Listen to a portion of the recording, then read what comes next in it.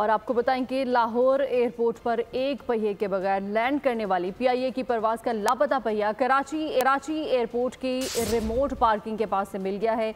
तैयारा साज company Airbus ने PIA से राब्ते के बाद तकनीकी तहकीकात का आगाज कर दिया।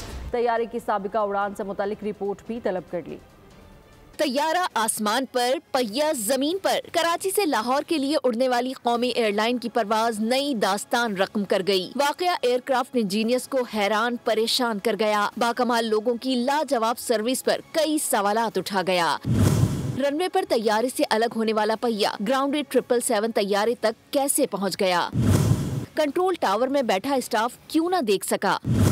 ग्राउंड कंट्रोलर की नजरों से कैसे ओझल हो गया? नाअहली किसकी थी? लापरवाही किसने बरती? क्या तहकीकात के बाद जिम्मेदार के खिलाफ कार्रवाई होगी? सब्सक्राइब करें और बेल दबाएं ताकि कोई खबर रह न जाए।